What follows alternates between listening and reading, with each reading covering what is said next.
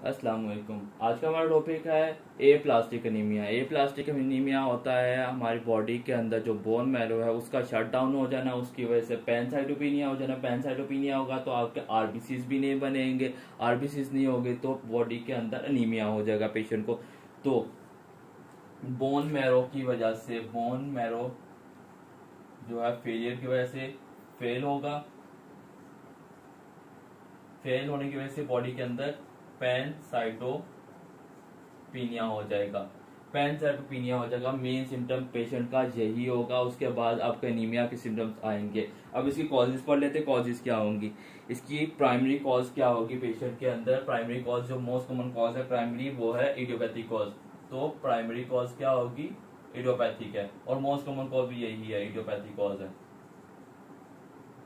इसके अलावा secondary causes जो हमें पता है वो है, मतलब जिन वजह से हो सकते हैं, जिनके साथ, जिनके एसोसिएशन के साथ एनीमिया के, ए प्लास्टिक एनीमिया होता है, बोन मैरो सप्रेशन होती है। तो वो आती है आपकी first of all SLE.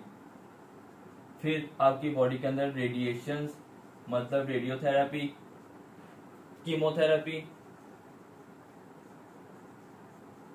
Therapy, chemotherapy, radiation, radiotherapy की वजह से हो सकता है आपकी एक ड्रग है क्लोरमफेनिकोल। क्लोरमफेनिकोल ड्रग होती है। इस ड्रग के साइड इफेक्ट याद रख लेना। इस पेशेंट के जो बच्चा होगा वो ग्रे बेबी सिंड्रोम का होगा, मतलब ग्रे कलर का होगा। इसका side effect grey baby syndrome, grey baby syndrome.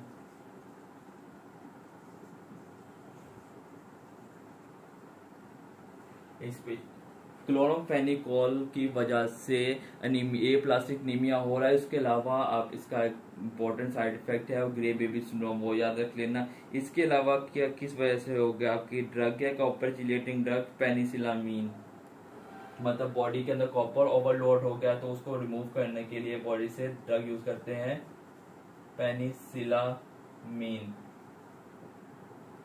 आपकी कॉपर चिलेटिंग ड्रग है। आज के अलावा गोल्ड, पुराने वक्तों में ट्रीटमेंट के लिए या अभी भी कुछ आइसक्रीम या कुछ चीजों के अंदर गोल्ड का यूज करते हैं। तो गोल्ड की वजह से भी ये प्लास्टिक एनीमिया हो सकता है। तो गोल्ड, गोल्ड की वजह से हो सकता है, और प्रेगनेंसी की वजह से हो सकता है। प्रेगनेंसी में भी हो सकती है, प्रेगनेंसी, प्रेगनेंसी की वजह से हो सकता है। एनसीड्स की वजह से हो सकता है। एनसीड्स में मोस्ट कॉमन जो है आपके इंडोमेथासिन है। इंडोमेथासिन एनसीड्स के अंदर मोस्ट कॉमन जो स्पेशली इन्वॉल्वमेंट होती है वो इंडोमेथासिन की है। इसके अलावा एंटी थायराइड ड्रग्स जो हैं, एंटी थायराइड कौन सी है, कार्बिमाजीन और मेथिमाजोल, कार्बिमाजोल और मेथिमाजोल।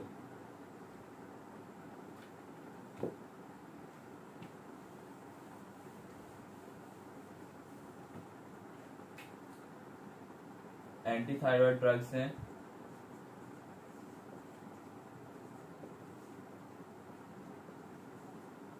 कार्बिमाजोल, कार्बिमाजोल और मेथिमाजोल। और आपकी ड्रग है जो फर्स्ट ट्राइमेस्टर के अंदर यूज करते हैं प्रेगनेंसी के, पीटीयू, पीटीयू यूज करती हैं, पीटीयू प्रोपाइल थायोयूरेसिल को। उसके अलावा एजाथियोप्रीन आपकी इम्यूनोसप्रेसिव ड्रग है, एजाथियोप्रीन। ये पाकिस्तान के अंदर जो लोकल जाल प्रोडक्शन है, मतलब आपके जो ड्रग अब्यूजर्स हैं उनके अंदर जो अब्यूजर आपकी ग्लू होती है, जो आपकी जिम्सा ग्लू होती है, ग्लू स्निफिंग करते हैं उनके अंदर,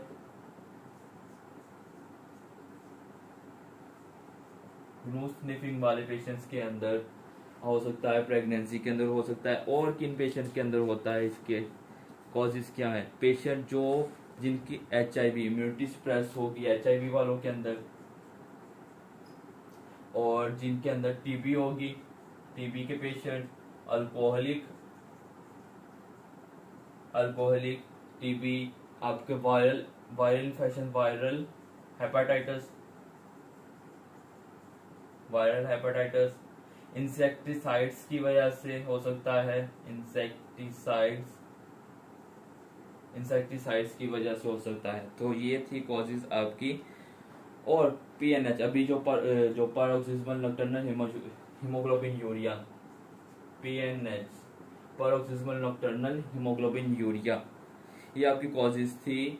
और ए प्लास्टिक एनीमिया की, इसमें एनीमिया है मतलब हीमोग्लोबिन के सिम्टम्स आएंगे। 3 सिम्टम्स ये मेनली आते हैं, आपके आरबीसीज कम होंगे, आपकी एचबी कम होगी, आरबीसीज नहीं बन रहे, पैनसाइटोपिनिया होगा। तो पैनसाइटोपिनिया के अंदर इन्फेक्शंस बार बार होंगे, वाइट ब्लड सेल्स काउंट है कम है, इस वजह से क्लॉटिंग कम होगी, क्योंकि जो प्लेटलेट्स है वो कम होंगे। तो ये सिम्टम्स आपके थे। इसके अंदर पेशेंट के बार बार रिकरेंट इन्फेक्शंस होंगे, फटीग, एनीमिया और ब्लीडिंग होगी पेशेंट के अंदर, और स्मॉल हेमोरेजिस होंगे, पर्टिकुलर पर्पुरास होंगे जो, या फिर नोज ब्लीडिंग होगी। इन्वेस्टिगेशन, सिम्टम्स वही होंगे जो एनीमिया के सिम्टम्स होते हैं। तो एनीमिया के सिम्टम्स में आप 3 तरह के पैनसाइटोपिनिया से याद रखना, इसके अंदर एनीमिया होगा, इन्फेक्शंस होंगे, रिकरेंट इन्फेक्शंस होंगे, और क्लॉटिंग फैक्टर कम, क्लॉटिंग जो है वो रिड्यूस हो जाएगी, क्लॉटिंग कम होगी। क्लॉटिंग फैक्टर्स ने काम नहीं करना कि प्लेटलेट्स कम है। तो ये 3 सिम्टम्स आएंगे। इन 3 सिम्टम्स को आप ब्रीफली बेशक स्टडी कर लें, डिस्कस कर लें। मेन यही आते हैं, बार बार रिकरेंट इन्फेक्शन है, ब्लीडिंग हो रही है और एनीमिया है। इन्वेस्टिगेशन क्या होगा? मोस्ट एक्यूरेट टेस्ट जो है इसका बोन मैरो बायोप्सी होगी। Investigation most accurate bone marrow biopsy, तो बोन मैरो का ही तो इशू है, तो बोन मैरो बायोप्सी होगी। बायोप्सी के अंदर जो आपके सेल्स हैं वो कम मिलेंगे, मतलब हाइपोसेलुलर मिलेगा, बोन मैरो हाइपोसेलुलर होगा, आपका हाइपोसेलुलर होगा। और इसके अंदर फैट डिपॉजिट होगी, फैट डिपोजिशन ज्यादा होगी। और आपका बेस्ट इनिशियल टेस्ट जो होगा, बेस्ट इनिशियल टेस्ट वो होगा सीबीसी होगा। सीबीसी के अंदर आपको पैनसाइटोपिनिया मिलेगा, बॉडी के सारे ही सेल्स लो होंगे, मतलब आपकी जो ब्लड के सेल्स हैं वो कम होंगे। इन्वेस्टिगेशन, ट्रीटमेंट, और इसके अलावा आप इसको डायग्नोज करने के लिए क्राइटेरिया होता है केमिटा क्राइटेरिया। केमिटा क्राइटेरिया के अंदर आप रेटिकुलोसाइट्स काउंट चेक करते हैं, आप प्लेटलेट्स काउंट चेक करते हैं, जो है आपकी बोन मैरो के सेल्स हैं उनका काउंट चेक करते हैं। तो आपने सिर्फ यहाँ पे याद रखना है इन्वेस्टिगेशन के लिए केमिटा क्राइटेरिया होता है, वो आपके बोन मैरो के फंक्शंस को चेक करने के लिए करते हैं, केमिटा क्राइटेरिया। ट्रीटमेंट,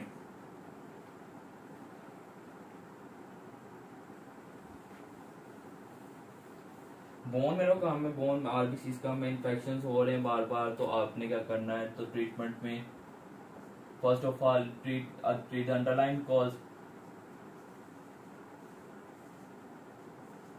जिस वजह से पैनसाइटोपिनिया हो रहा है। अगर ट्रीट नहीं करेंगे उस कॉज को, आप जो मर्जी कर ले, बोन मैरो ट्रांसप्लांट भी कर ले, तब भी आप अगर उस कॉज को ट्रीट नहीं कर रहे तो वो तो बार बार एप्लास्टिक एनीमिया होता रहेगा। तो ट्रीट अंडरलाइन कॉज, उसके बाद इन्फेक्शंस को कवर करना है, आपने इन्फेक्शंस को ट्रीट करना है, जो भी आपको इन्फेक्शन होगा पेशेंट के अंदर।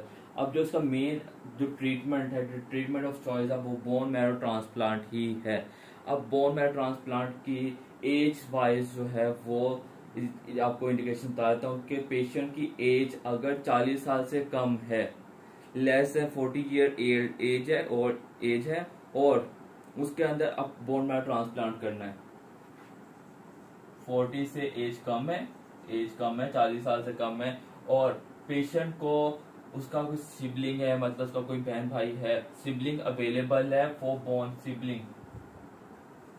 बोन मैरो ट्रांसप्लांट के लिए, बोन मैरो ट्रांसप्लांट के लिए अवेल है, तो 40 साल से कम उम्र के पेशेंट के अंदर bone marrow transplant is the treatment of choice. लेकिन अगर एज 40 साल से ज्यादा है या फिर सिबलिंग अवेलेबल नहीं है, बोन मैरो ट्रांसप्लांट अवेलेबल नहीं है, तो आप क्या करेंगे? तो अगर तो 40 साल से प्लस एज है या फिर सिबलिंग जो है बोन मैरो ट्रांसप्लांट का ऑप्शन अवेलेबल नहीं है, तो आपने इस पेशेंट को ड्रग देना है आपकी एटीजी मतलब anti thymocyte glutamine, anti thymocyte globulin. ATG treatment होता है, ATG anti thymocyte globulin drug होती है, प्लस स्टीरॉइड्स देंगे। और इसके अलावा आपकी एक ड्रग होती है साइक्लोस्पोरिन, वो देंगे। ये था आपका ट्रीटमेंट ए प्लास्टिक एनीमिया का। मेन ट्रीटमेंट आप ऐसे याद रख सकते, इतना डिटेल में नहीं याद रखना। तो ट्रीटमेंट ऑफ चॉइस जो है बोन मैरो ट्रांसप्लांट है, क्योंकि बोन मैरो का ही इशू है और जो बोन मैरो को स्प्रेस करने वाली कॉज है वो ट्रीट करेंगे आप।